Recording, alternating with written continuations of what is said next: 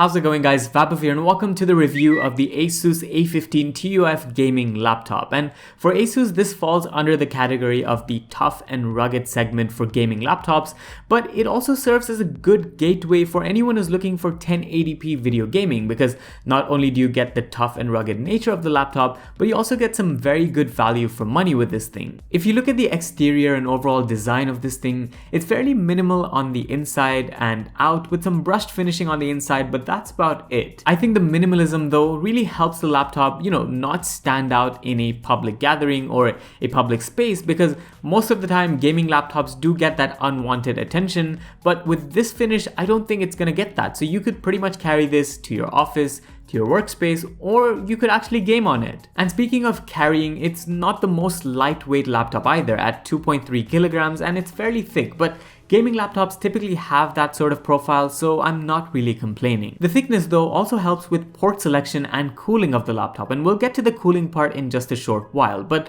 let's talk about the ports. I think the array of ports you get on this thing is fairly good. The left of the laptop is fairly port heavy with things like the power, the Ethernet port, the HDMI 2.0 port, two Type A USB 3.2 ports, a Type C USB 3.2 port, as well as the 3.5mm headphone jack.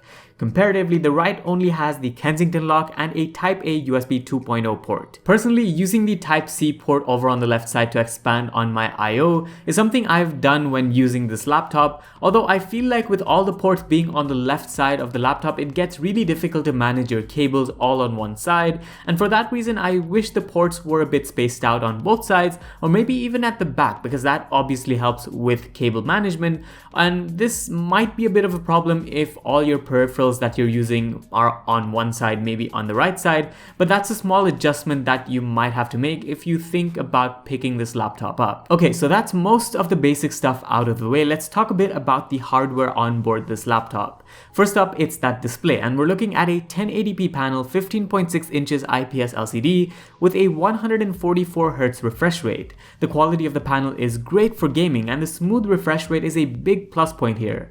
On the overall, the brightness is a bit poor though, and watching content won't give you the best experience.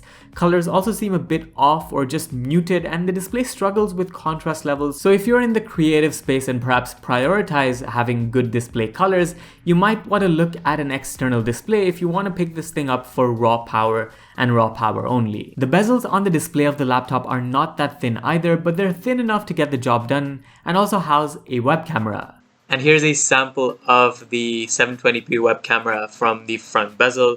You can judge quality in ambient noise, in natural lighting conditions, and see how it performs. I wish it was a 1080p video camera, but hey, 720p is what you'll have to live with. Moving to the keyboard and the trackpad, I think both are good. Asus traditionally does well with its keyboard, and although it's nowhere close to a mechanical offering, you won't be too dissatisfied. Keys are spaced well, there's also a dedicated number pad and arrow keys on the laptop, and the keyboard also has things like RGB lighting, which means it's ready for any customization if you want to go that route. The trackpad is also good, actually one of the more nicer experiences given its responsiveness and the dedicated keys, but sometimes the experience can get a bit inconsistent if you're doing a lot of double swiping or triple swiping. And looking at the laptop thus far, it's really turning out to be one of the better value for money laptops, especially when it comes to gaming, and that's only re-emphasized by the hardware that's inside the machine. You get Nvidia's RTX 2060 GPU and the Ryzen 7 4800H CPU with a base clock speed of 2.9 GHz. You also find 16 GB of RAM on this machine, but it can go up to 32 GB as well as 1 TB of SSD storage on board. But both the RAM as well as the SSD storage can be easily replaced over time, so that's a really good thing.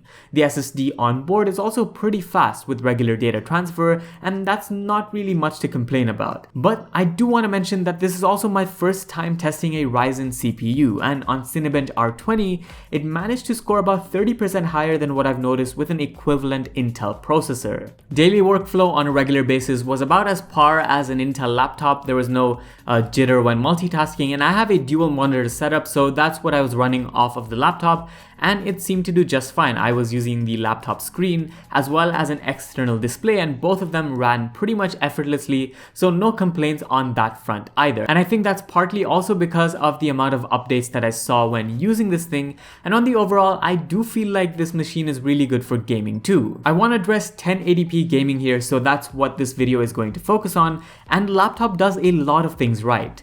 I tested Call of Duty Warzone at pretty much maximum settings, and the laptop kept a steady frame rate ranging between 75 and 85 FPS. But almost through all of the gameplay, it maintained a frame rate above 60 FPS, which is more than enough if you're dealing with, regular run-of-the-mill gaming. In this instant, the temperatures did shoot up though, almost about 95 degrees Celsius for the CPU and 85 degrees Celsius for the GPU, although there was no indication of thermal throttling, and the chassis stayed very cool throughout, which I thought was very impressive. I also tested GTA 5, and again, some very acceptable temperatures and frame rates, again at maxed out settings, because I do want to make sure that these videos serve as a benchmark, and if anyone's playing them at settings below that, they'll be able to experience even better frame rates. If you're looking to capitalize on the 144 FPS and the 144 Hz sweet spot for this laptop at full settings, you may not get it on all games, but lighter games like Valorant or Fall Guys are definitely capable of running at 144 FPS or even higher, so that's something you should keep in mind. Something else I want to throw in is fan noise. I've seen a lot of people complain about it online, but in my experience, the machine has stayed perfectly quiet, and so long as you're using headphones to game, it shouldn't be a problem whatsoever. So as I said, while this may be the perfect fit for gaming at 1080p resolution, if you're looking for content creation, it's a bit iffy. As I said, the laptop is weak as far as color accuracy goes, and there's no dedicated SD card slot. And I'm not saying you cannot edit on this machine at all. If you're looking for 1080p video editing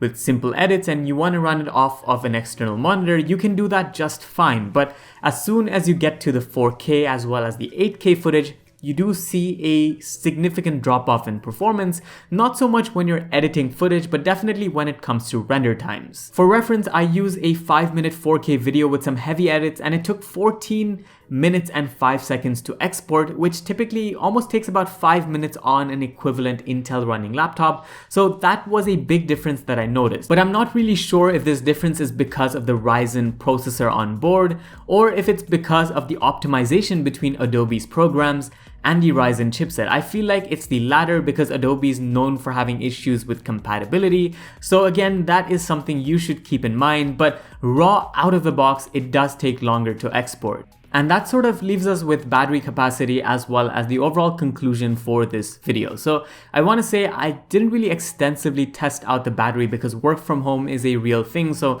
I've just had my laptop plugged in front of me and just connected to my external monitor. But I have used it a couple of times without the charger, and I got around 3 to 4 hours, which is nothing spectacular. It's nothing special. And I couldn't really see it go up by any large amount, because even though I toned down the display, the maximum that I got was about 5 hours, so don't really expect the best battery life when it comes to using this laptop. And I don't want to show you guys generic loop tests of videos and loop tests of benchmarks, because I feel like those really don't show you the full experience when you're using the laptop in the real world. So I've just used it with things like my browser open, typing a few articles, just some editing software in the background running without me using it, and just your general use case. So I think if you want to use this while moving around, one, you'll need to carry it in a good enough backpack, but two, you'll also need to be carrying the charger around, which isn't a big deal for a gaming laptop given the power that you get, but I don't think necessarily you'll be able to do all of your work on the fly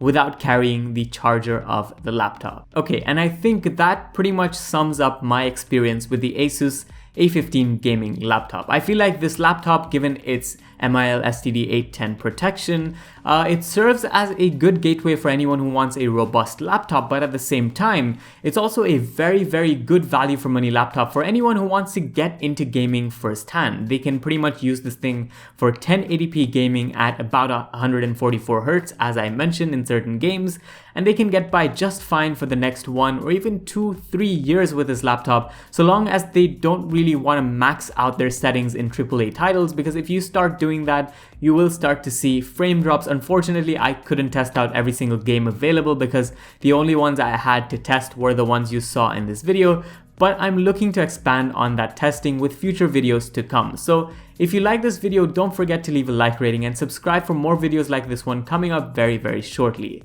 This was Vaibhav, and I'll see you in the next one. Adios.